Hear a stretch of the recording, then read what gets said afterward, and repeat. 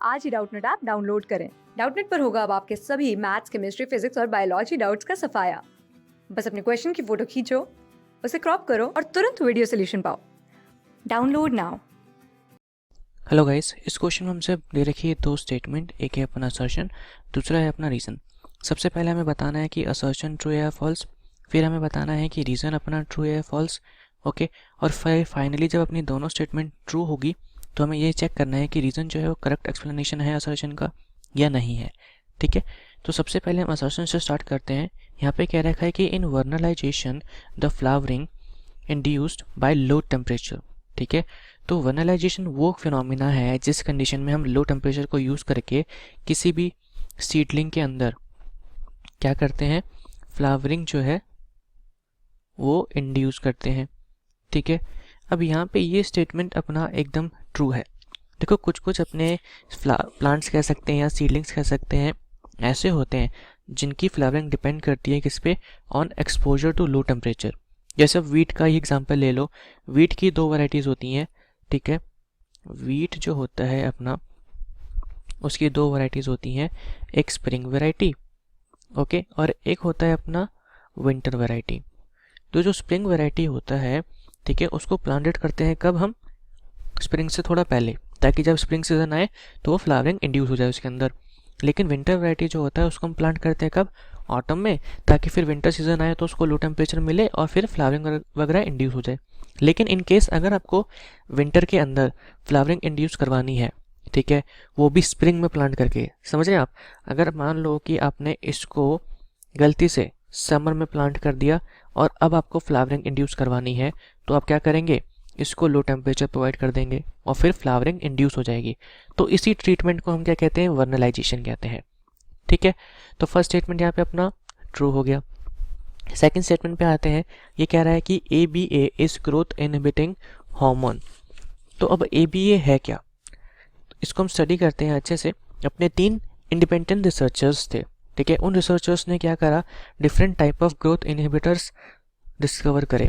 क्या क्या नाम था उसका, इनहिबिटर B, ओके, फिर था एब्सिसिन 2 और लास्ट था अपना डॉर्मेन। तो अब ये देखो, तीनों ही अपने जो हार्मोन्स हैं, ठीक है, ये 3 डिफरेंट रिसर्चर्स ने डिस्कवर करे थे। लेकिन जब इनको केमिकली एनालाइज किया गया तो सबका ही कॉम्पोजिशन और वी कैन से नेचर हमें सेम दिखा। तो अब इन तीनों को कलेक्टिवली साइंटिस्ट ने क्या क्या दिया, एब्सिसिक एसिड। ठीक है, अभी जो एब्सिसिक एसिड था, अब इसके फिर साइंटिस्ट ने डिस्कवर करे कि इसके रोल्स क्या हैं। तो रोल्स में हमें क्या क्या दिखा कि ये इंड्यूस करता है सीड डोरमेंसी। ओके, तो ये सबसे पहला और सबसे इम्पॉर्टेंट रोल, ये इंड्यूस करता है सीड डोरमेंसी। ओके, साथ ही साथ स्ट्रेस कंडीशन में ये स्टोमाटा का क्लोजर भी करवा देता है। ठीक है, कब, जब वाटर स्ट्रेस कंडीशंस हो। ओके, नेक्स्ट पे आते हैं, और क्या इसका रोल है। देखो, ये प्लांट के अंदर फॉर्मेशन करवाता है एब्सिसन लेयर का, और वी कैन से एब्सिसन भी करवाता है लीव्स का। अगर किसी को एब्सिसन का मतलब नहीं पता तो सिंपली यहाँ पे लिख दो कि ये करवाता है क्या, डेथ। ठीक है, किसकी, ऑफ लीव्स हो गया एंड फ्लावर हो गया, ठीक है, या फ्रूट्स हो गया। तो बेसिकली अगर हम ध्यान से इन तीनों फीचर्स को ऑब्जर्व करें तो अल्टीमेटली क्या करवा रहा है, प्लांट की ग्रोथ जो है उसको इनहिबिट कर रहा है, यानी कि ग्रो करने नहीं दे रहा है। ठीक है, जैसे कि सीड में इसने डोरमेंसी डाल दी तो सीड अब डोरमेंट रहेगा। जब तक ये हार्मोन नहीं हटेगा तब तक सीड की डोरमेंसी नहीं हटेगी, यानी कि वो ग्रो नहीं करेगा। ठीक है, तो ये क्या कर रहा है, सीड का ग्रोथ इनहिबिट कर रहा है। ये क्या कर रहा है, ग्रोथ इनहिबिट। ठीक है, इसलिए इसको हम क्या कहते हैं, ग्रोथ इनहिबिटिंग हार्मोन भी कहते हैं। तो अपना यहाँ पे ये वाला स्टेटमेंट जो है ये भी ट्रू है।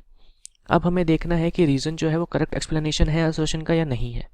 तो अब इसको देखने का कुछ फ़ायदा नहीं है, क्यों, क्योंकि यहाँ पे बात हो रही है वर्नलाइजेशन की, ये अपना एक अलग टॉपिक है, और यहाँ पे बात हो रही है प्लांट ग्रोथ हार्मोन की, ठीक है, यानी कि एब्सिसिक एसिड की, ये अपना एक अलग ही टॉपिक है। इन दोनों में कोई रिलेशन नहीं है।